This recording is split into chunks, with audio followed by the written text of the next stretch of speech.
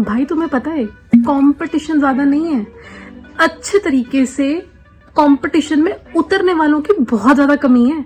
Competition में हर कोई उतर जाता है। 12 लाख, 15 लाख, 14 लाख, 50 लाख बच्चे भी पेपर दे दें, सिलेक्शन इक्के तुक्के 1 लाख बच्चों का भी नहीं हो पा रहा। क्यों?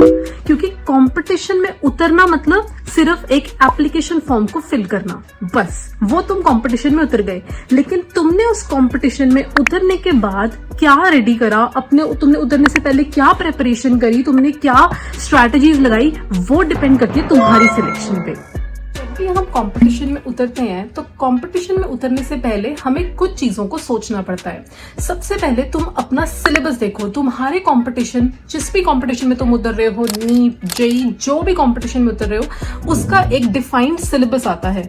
उस सिलेबस को देखना, उसको एनालाइज करना बहुत ज्यादा इंपॉर्टेंट है। बच्चे सबसे बड़ी गलती ये करते हैं, बस वो इंस्टीट्यूट जाएंगे, बुक्स पढ़नी स्टार्ट कर देंगे, बट उन्हें पता ही नहीं है सिलेबस में क्या अपडेट्स आए हैं, सिलेबस कितना चेंज हुआ है, कि क्या वो पुरानी चीजें अभी भी इन्वॉल्व हैं। वो सबसे बड़ी गलती होती है जो एक स्टूडेंट करता है। तो सबसे पहला पॉइंट है, अपने सिलेबस को पूरी तरह से अपडेटेड रखो और उसको प्रॉपरली अपने सिस्टम के पास लगा दो कि हाँ यार, मैंने इसको तो रेफर करना ही। सिलेबस तो डिफाइन कर लिया, उसके बाद बच्चे क्या करते हैं, अपनी पूरी की पूरी पुश्तों की किताबें उठा के लेके आएंगे और पढ़ना स्टार्ट कर देंगे।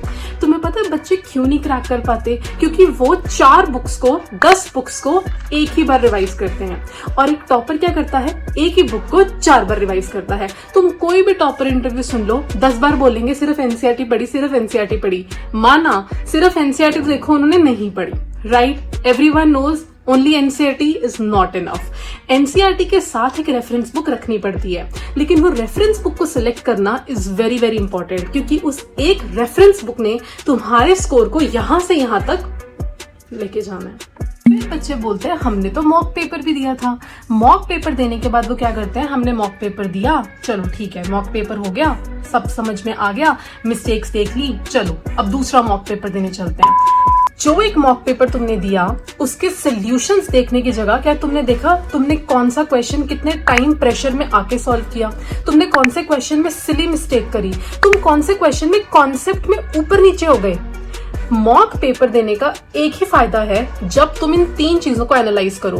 क्या तुम टाइम प्रेशर को हैंडल कर पाए क्वेश्चंस करते हुए, कितने क्वेश्चंस तुम्हारे स्किप हो गए, कितने क्वेश्चन तुमने टिक लगा के रखे थे कि तुम बाद में आके देखोगे लेकिन तुम्हारे पास टाइम नहीं बचा, और कितने क्वेश्चंस में तुमने सिर्फ और सिर्फ एक छोटी सी सिली मिस्टेक कर दी।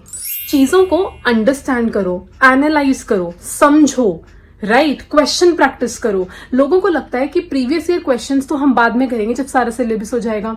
उन्हें ये नहीं पता, जब तुम प्रीवियस ईयर क्वेश्चंस पहले देखोगे तो तुम्हारे दिमाग में क्लिक होगा पढ़ते हुए कि ये क्वेश्चन मैंने पीवाईक्यू में देखा था। तो previous year questions is the key, तुम्हें उसका भी ध्यान हमेशा रखना है। तो इस वीडियो का क्रक्स बस यही है, कुछ पॉइंटर्स को ध्यान में रखो और अपने कंपटीशन को तुम खुद कम कर सकते हो। सबसे पहला, तुम्हें अंडरस्टैंड करना है अपने सिलेबस को। सेकेंड नंबर पे तुमने देखना है तुमने कौन सी रेफरेंस बुक को फॉलो करना है। थर्ड नंबर पे अपने मॉक पेपर्स को एनालाइज करना अच्छे से शुरू करो।